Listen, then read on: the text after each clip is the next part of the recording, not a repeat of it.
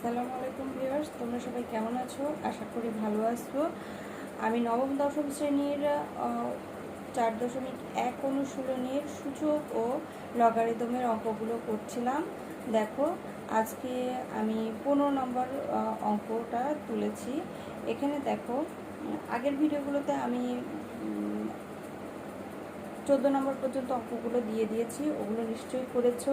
এবার দেখো 15 নম্বরে প্রমাণ করতে বলেছে x to the power p divided x to the power q, তার উপরে power p plus q plus r into x to the power Q divided x to the power r, তার উপরে পাওয়ার কিউ প্লাস আর minus P.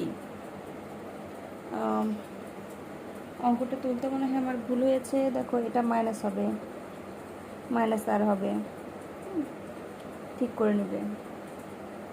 Into দেখো x to the power R divided x to the power p, তার উপরে power r plus P minus Q equal 1। তার মানে এই অংশটার সমাধান আমাদের আনতে হবে 1, এটাই প্রমাণ করতে বলা হয়েছে। এখন আমি লেফট হ্যান্ড সাইডের অংশটুকু তুলে নিলাম। দেখো, আমি তুলে নিয়েছি। এখানে কিউটা বোঝা যাচ্ছে না, এখানে কিউ আছে। ভালো করে বই দেখে তুলে নিবে প্রশ্নটা। এখন দেখো, প্রথমে আমাদেরকে এখানে দেখো বেস আছে এক্স, হ্যাঁ, দুইটাই এক্স আছে এবং দুটো এক্সের সম্পর্ক ভাগ। তো সূচকের নিয়ম অনুযায়ী আমরা জানি যে বেস দুটো একই থাকলে, সম্পর্ক ভাগ থাকলে পাওয়ার দুটো বিয়োগ হয়ে যাবে। তাহলে দেখো x to the power p minus q, এর উপরে দেখো পাওয়ার হচ্ছে পি প্লাস কিউ মাইনাস আর ইন্টু এখানে দেখো এখানেও ঠিক একই রকম, বেস হচ্ছে এক্স, এক্সের পাওয়ারগুলো তাহলে বিয়োগ করে দিব, কিউর সাথে আর এর বিয়োগ করে দিলে তার উপরে পাওয়ার হচ্ছে কিউ প্লাস আর মাইনাস পি ইন্টু এখানেও দেখো বেস হচ্ছে এক্স, তাহলে পাওয়ার আর মাইনাস পি, তার উপরে power r plus P minus Q. এবার দেখো এখানে এক্সের পাওয়ার পি মাইনাস কিউ, তারপরে পি প্লাস কিউ মাইনাস আর, এখানেও এক্সের পাওয়ার একটা আছে, তার উপরে আরেকটা পাওয়ার আছে। তো আমরা জানি যে কোনো কিছুর পাওয়ারের উপরে পাওয়ার থাকলে দুটো পাওয়ার কি হয়, গুণন হয়ে যাবে, দুটো পাওয়ার গুণন হয়ে যাবে। তাহলে আমি এখন গুণন করে দিই। P minus Q into P plus Q minus আর ইন্টু এক্স কিউ মাইনাস আর ইন্টু দেখো কিউ প্লাস আর মাইনাস পি ইন্টু এক্সের পাওয়ার আর মাইনাস পি, এর সঙ্গে গুণন অবস্থা আছে কি R plus P minus Q, P minus এখানে কিউ আছে। এখন এগুলো গুণন করে দিব। দেখো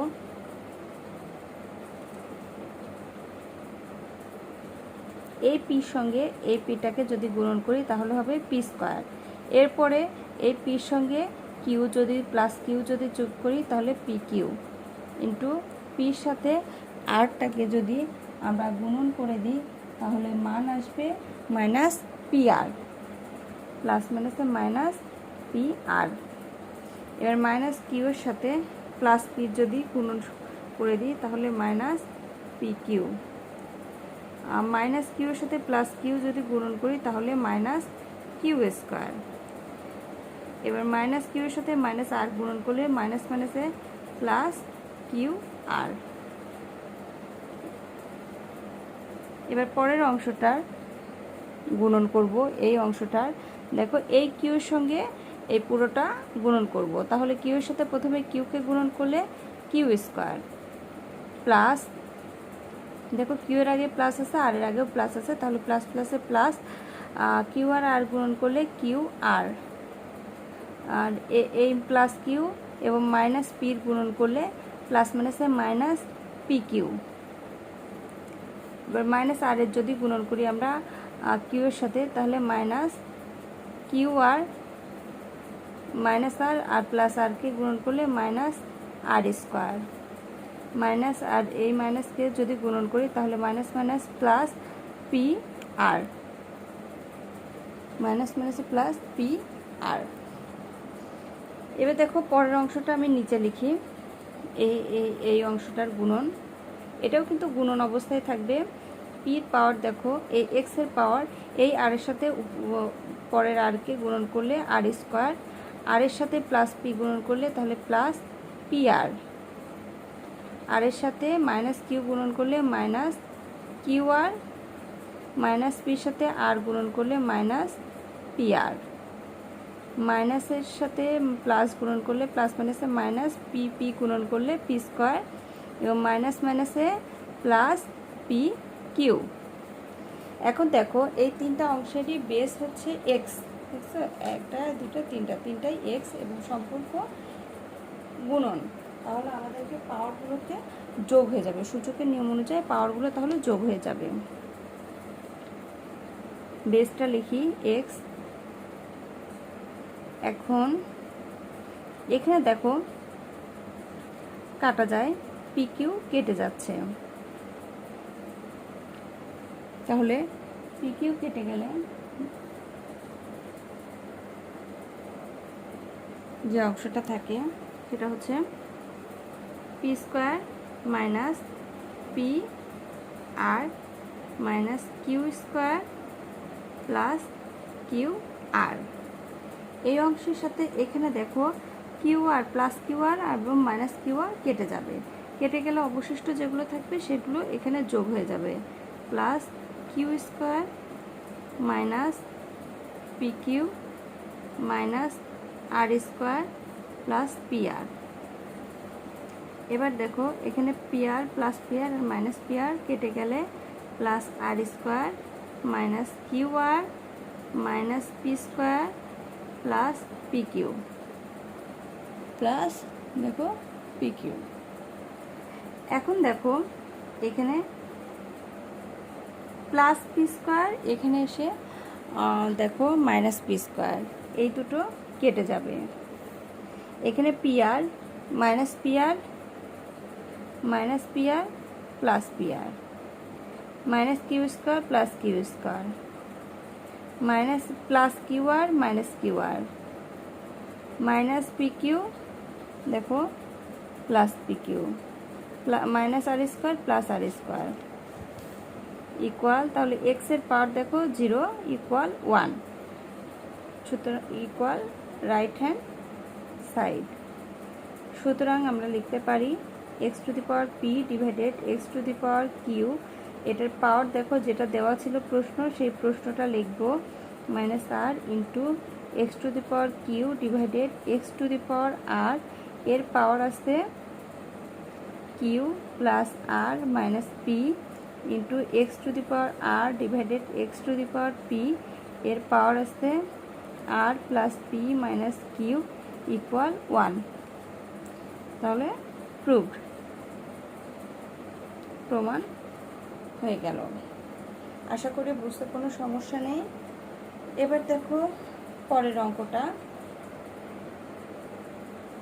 দেখো 16 নম্বরের প্রশ্নটা, যদি A to the power X equal B হয়, B to the power Y equal C এবং C to the power Z equal A হয়, তবে এখানে তবে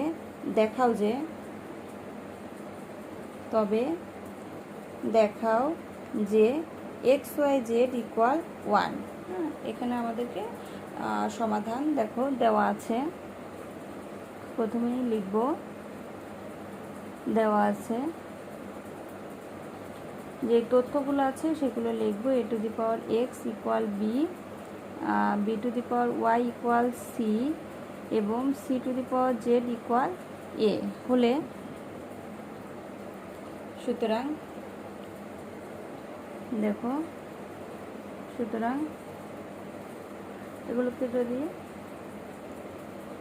এ to the power X equal B বা এর মান যদি আমরা এখানে বসাই, এখানে এর মান যদি আমরা বসাই দেখো C to the power Z, তারপরে X equal B, A equal C to the power Z বসিয়ে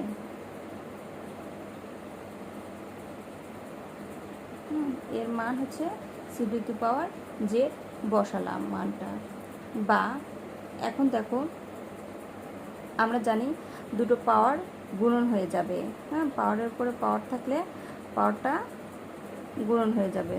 তাহলে এখানে হবে ZX equal b, ZX into b. এখন দেখো সি এর মানটা আমরা আবার এখান থেকে নিব। সি এর মান হচ্ছে B to the power Y বা B to the power Y, তার উপরে পাওয়ার হচ্ছে ZX ইকুয়াল বি। এখানে লিখবো আমরা c equal b to the power y, বসিয়ে পাই, বসিয়ে আর কি, বা বি টু দি পাওয়ার, এখন কি পাওয়ারের সাথে পাওয়ারগুলো গুণন হয়ে যাবে, তাহলে x y z equal b. এখন দেখো এই যে বি এর কোনো পাওয়ার দেওয়া নেই, তার মানে আমরা বুঝতে পারবো যে বি এর পাওয়ার এখানে কত 1 আছে। তাহলে উভয় পাশ থেকে আমরা যদি বেসটাকে বাদ দিয়ে দিই তাহলে এক্স ওয়াই জেড ইকুয়াল, এখানে আমরা বেসটা পাওয়ারটা লিখেও দিতে পারি 1। তাহলে আমাদের কি হলো, সৌর দেখানো হলো। দেখো 17 নম্বর প্রশ্নটা তুলে নিয়েছি, এখানে থেকে সমাধান করতে বলা হয়েছে। সমাধান মানে কি, চলকের মানটা বের করতে বলেছে। এখানে দেখা যাচ্ছে 4 এবং 8টা সংখ্যা বা স্থির মান, চলক হচ্ছে এক্স, হ্যাঁ, এক্স এর মানটা আমাদেরকে বের করে নিতে হবে। এখন দেখো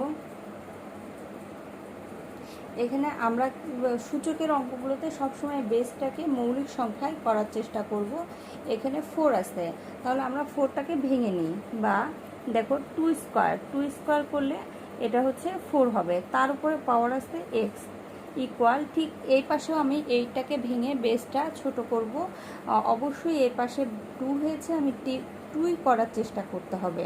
তাহলে তুমি জানো যে 2 কিউব ইকুয়াল হচ্ছে 8, আর 2 কিউব ইকুয়াল 8, 2 কয়বার, 3বার গুণন অবস্থায় আছে, এটা 2 হবে, সরি, 2 দুগুণে 4, 4 দুগুণে 8, এটাই মান হবে। এবার দেখো পাওয়ারের উপরে পাওয়ার যদি থাকে গুণন, তাহলে এই পাওয়ার দুটো গুণন হয়ে যাবে। তাহলে পাওয়ার আমরা গুণন করলে 2x ইকুয়াল 2 টু দি পাওয়ার 3, বা এখন উভয় পাশের বেস আছে 2, তাহলে বেস দুটোকে আমরা উভয় পাশ থেকে বাদ দিয়ে দিলে দেখো 2x ইকুয়াল 3, আমাদের লাগবে x এর মান। তাহলে আমরা এক্সটাকে রেখে ও 2কে ডান পাশে পক্ষান্তর করব, যেহেতু গুণন আছে এখানে 2 হবে কি ভাগ হবে। সুতরাং নির্ণেয় সমাধান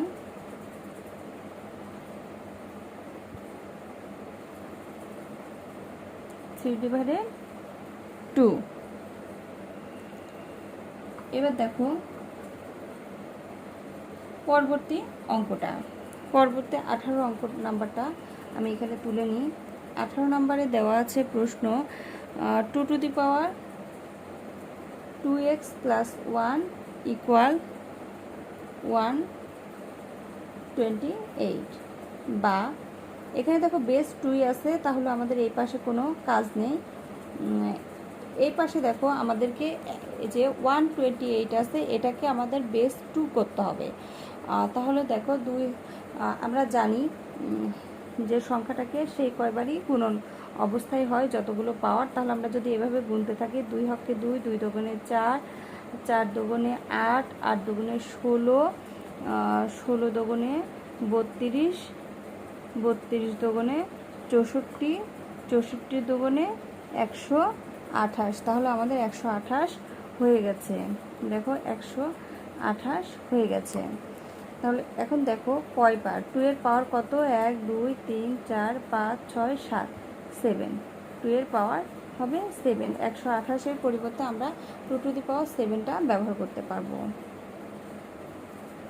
দেখো, বা উভয় পাশে যদি আমরা বেসটাকে বাদ দিয়ে দিই তাহলে 2x প্লাস 1 ইকুয়াল 7, বা 2x ইকুয়াল 7 মাইনাস 1, এ পাশে প্লাস 1 আছে, এ পাশে মাইনাস 1 হবে। -1, যেহেতু আমরা 2 এর মান কি x এর মান বের করবো, সেজন্য 1টাকে আমাদের এই পাশে দরকার নেই, স্থানান্তর করলাম। তাহলে 2x ইকুয়াল 6, বা এই 2টাকে আমি ডান পাশে পক্ষান্তর করব, যেহেতু এক্সের মানটা আমাদের লাগবে এবং এক্সের সাথে 2 এর গুণন সম্পর্ক থাকার জন্য এই পাশে এসে ভাগ হয়ে যাবে। সুতরাং এক্স ইকুয়াল 3। তাহলে নির্ণেয় সমাধান এক্স ইকুয়াল 3।